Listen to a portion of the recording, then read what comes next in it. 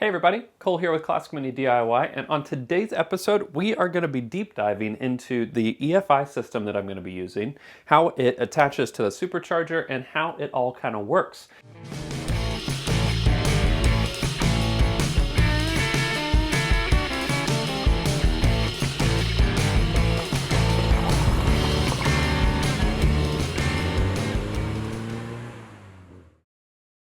Today's episode is brought to you by you. That's right. Every single episode created on Classic Mini DIY is made with the help of our patrons and our long-term part sponsor, 7 Mini Parts.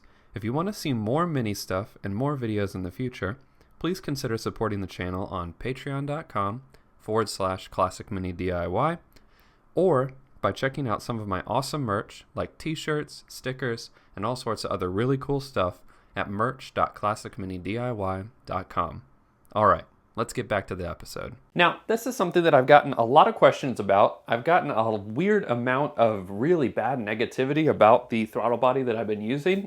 Not because it's bad, but just, I'll get into that in a little bit. But I thought now, while we're waiting for some of the parts to come in for the rest of the Supercharge build, I might dive in and just show you guys how this system works, why it's being chosen for this Supercharger, and how we're going to be using it on my Mini. So on the topic of the negativity, I don't know what it is about the Supercharge build in general. I think I've gotten a lot more traffic from people who don't have Minis, just other folks in the world. And people have a lot of crap to say. There's actually some great feedback that a lot of people are giving, but it really feels like people just spend some time jumping into the videos and trying to find every small detail that they think I missed.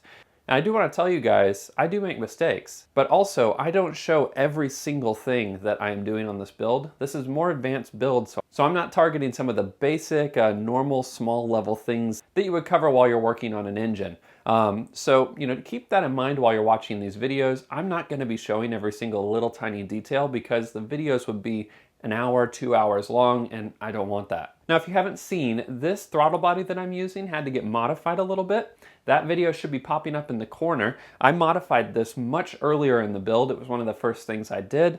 And so I'm not covering that in this episode, but I did cover it if you want to see how that all panned out and how that worked. Now, jump over to the bench over here, and I'm going to show you guys this in a little bit more detail. Now what we're looking at here is the VMAX modified Supercharger. This is the Supercharger that was provided by VMAX Escart, and this is all provided as a kit. So that includes the intake manifold, the Supercharger. If you get the optional charge cooler built in the manifold, that's there as well. All of that stuff is one single unit. I've had a lot of questions about where can I get just the intake manifold? Well, you can't just get the intake manifold as far as I know. Stuart over there might be able to accommodate some sort of option if you just need the intake manifold. I'm not really sure, but if you want to do that, it's worth messaging him just to see.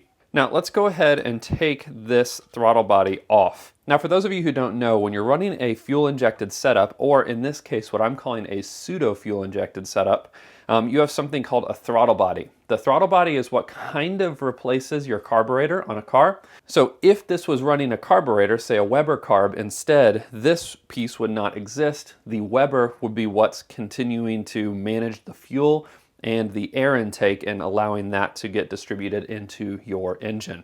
Now, as far as throttle bodies go, they can be a little bit different depending on the kind of application you have.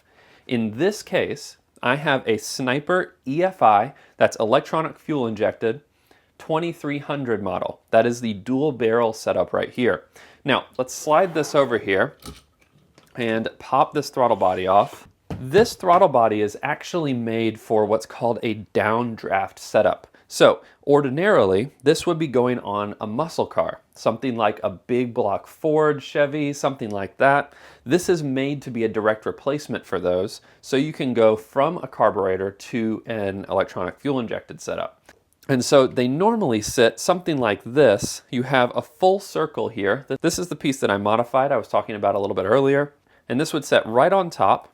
And then you'd have your filter plate on top with the filter around the top here. But this had a whole throttle setup, everything, so it would be a direct bolt-on modification for a muscle car.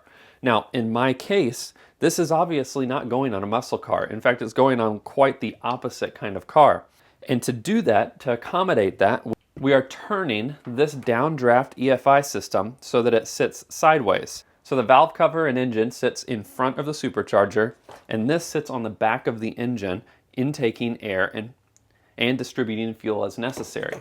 Now, this still works very similar to a carburetor in the way that it distributes the fuel. These butterflies open up as you pull the throttle here, allowing more air and more fuel into your engine. But the difference is that there are what's called PICO, P-I-C-O, fuel injectors that are actually built into this throttle body. So it's extremely difficult to see. And in fact, I'm looking in here to see if there's a good way for me to show you this, and there isn't. But around the inside of these intake chambers are small holes. So the fuel is actually distributed in a full circle around the intake port. So by switching it on its side, you're not really actually hurting much with this specific setup. Some cars use a fuel injector that's a single jet that comes down into the throttle body, so it might sit on the top of the throttle body and point down into it. In this case, it would need two. A lot of minis using an EFI setup from like Specialist Components, SPI setups, all of those have a single point of injection, from my understanding. Please feel free to correct me if I'm saying anything incorrect. It uses a single injector that fires fuel into a single intake port, which would actually most likely be bigger than these two ports. So you'd have one single port that's larger than these two dual ports are. Now, a lot of people have also asked me, well, yeah, that's great, Cole. This is your EFI throttle body, but where's the ECU? Well, that's the cool thing about this Holley setup, and it's one of the reasons that we went with this.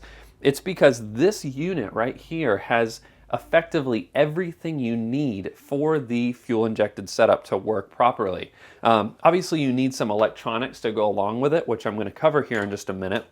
But the cool thing is you have both your fuel pressure regulator right here. This is your return fuel line.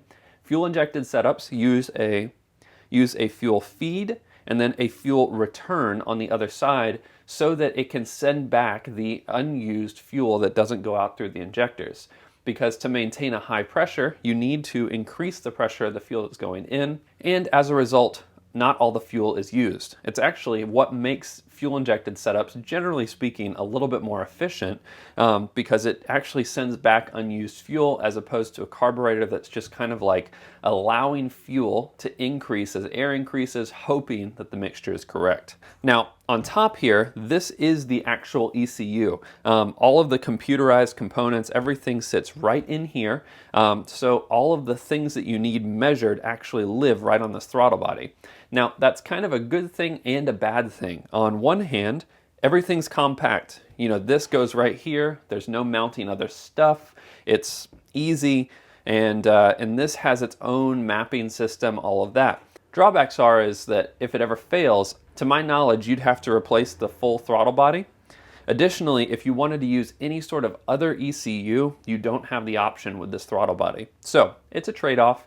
In this case, it's going to be great. I don't have any concerns. Holley, the company, makes really, really great products. This has extremely positive reviews when it's used in the downdraft application, but with that consideration that it's going to be side-mounted, I'm not really that worried. Now, this is where things get a little bit more complicated, and that is kind of the nature of electronic fuel injection. You need more sensors, you need more electronics than you would need with a carburetor, so that is also another trade-off you need to think about. Now, as far as EFI systems go, this one is probably one of the most simple ones that you can install, because it's not what I would consider a fully fledged EFI. It can be a fully fledged EFI, and I'll explain what that is in a minute. But in this case, you really don't need a lot of sensors in order to get this thing working. Now, in my case, one of the things I'm not using on this Holley system that is available on this ECU, the whole throttle body setup does come with the capability, but I'm not using a throttle position sensor. So I'm not using this to control timing at all. So my car is still going to be running a standard distributor with an ignition coil, standard setup. The only thing different is that I'm using this throttle body to inject the fuel and to manage the mixture, as well as creating the most optimal running conditions. Now, the only sensors that you are going to need to run this with a standard distributor like I'm doing is a airflow sensor, so an air-fuel mixture sensor. This goes into the actual exhaust. You can see here I have a bung welded in at the end of my collection pipe here. Now, in addition to that, you need a temperature sensor. Now, this temperature sensor measures the coolant temp. It gets plugged in right here, just like that. You have a coolant temp sensor, and normally this would get plugged into your coolant system somewhere. Now in my case, you can see I actually had a hole tapped by Stuart when he was putting together my head, and the coolant temp sensor now lives directly in the side of the cylinder head. And then aside from those two sensors, there's only one other thing you need, and you need the ignition signal. Now this is going to be coming from the negative side of your ignition coil.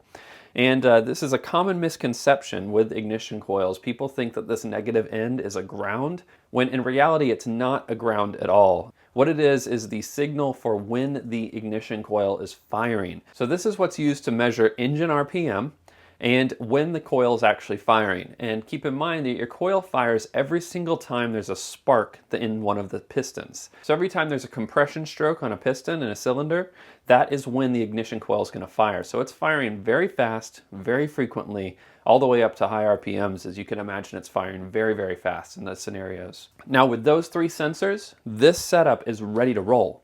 Which is really, really cool. Now you should see popping up on the screen now a wiring diagram. Now this kind of outlines a little bit more what I was talking about, how all the connections work, but it does have a lot of optional connections you can use as well. Things like the RPM sensor, so I can send this to a gauge if I ever wanted to install a tach. I don't currently have a tachometer in my car, and I probably won't install one because the LCD screen that comes with this EFI setup does in fact come with a readout for the actual RPMs. So no need to add a secondary gauge for that. And then in addition to the tachometer, you do have the ability to control quite a few other things like a fuel pressure sensor, like a fuel pump relay. You can control some of the cooling systems. So if you wanted to trigger a fan to come on at a specific temperature, you can add that to the system. It does have a ton of expandability, which is really cool. And in the event that I ever wanted to move away from a distributor and to a throttle position sensor and managing the actual timing of the engine with this EFI as well,